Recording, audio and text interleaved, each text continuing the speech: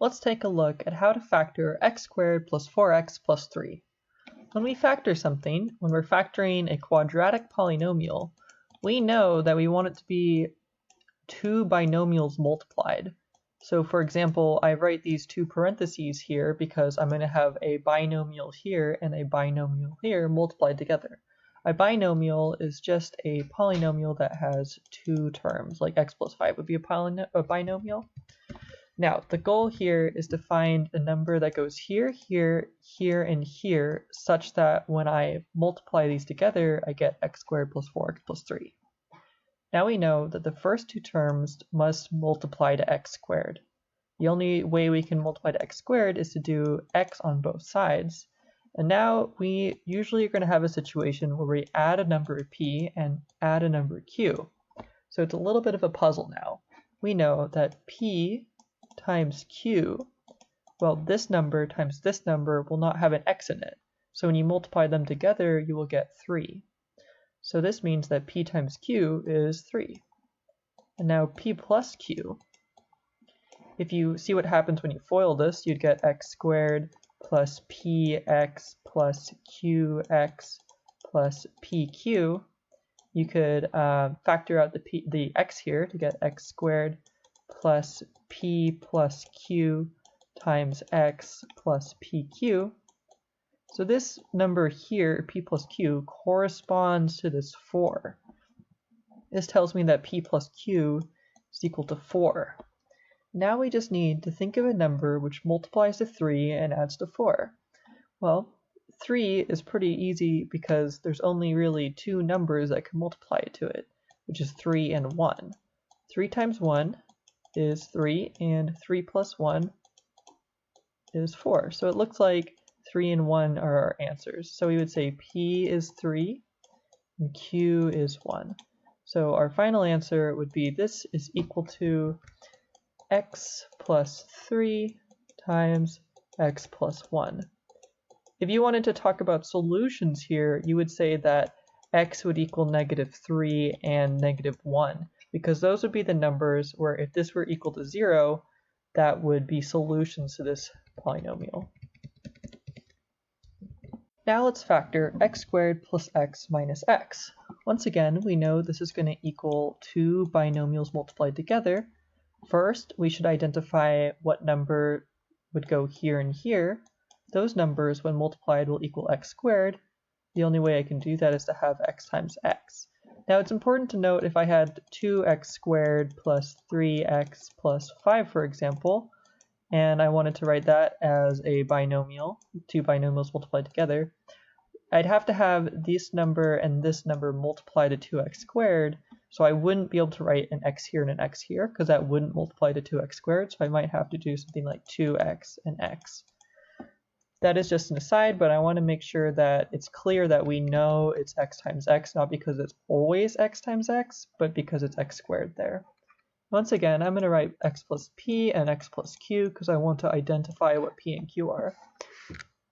Based on what we did last time, we know that p times q must be -6 because these two numbers multiplied together will not have an x multiplied to them, and so the only term in here that's like that is -6.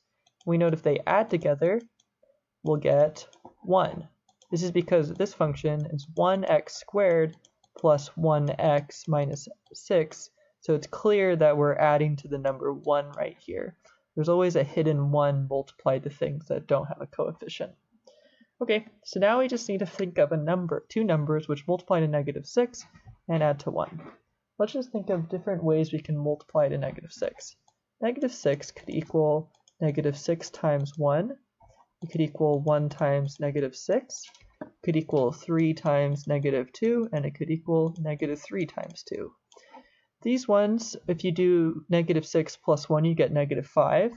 1 plus -6 would be, this should be plus and this should be minus. 6 minus 1 would be 5. 3 minus 2 would be 1. So it looks like this one's going to be the 1, and this one would be -1. So it looks like 3 times -2 equals -6, and 3 plus -2 equals 1.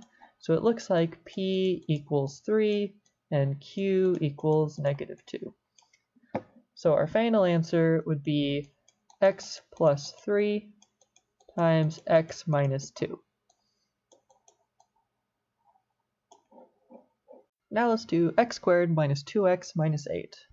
Once again, we know it'll look like two binomials multiplied together. So this will be x times x will give us x squared. And let's write plus p and plus q.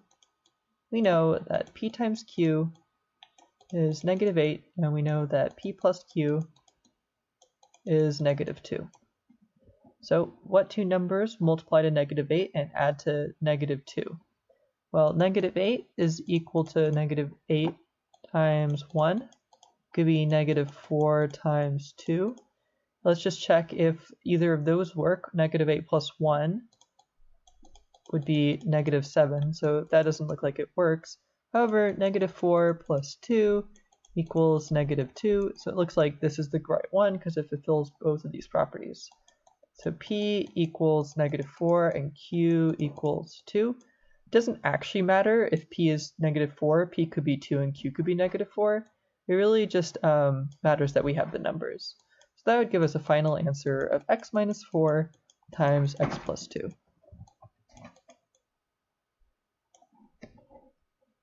Now let's factor x squared minus 7x plus 10. We know that when we factor, we're going to have two binomials multiplied together. Now what term goes here and here? Well, it'll multiply to x squared, so it'll be x times x. And let's say it's plus p and q again, like we've been doing. Now we know that p times q is equal to 10, and p plus q is equal to negative 7. Okay, let's just look at what numbers multiply to 10. I think that's always a great way to start. So 10 equals 5 times 2, 10 times 1. None of these are going to add to negative 7, however.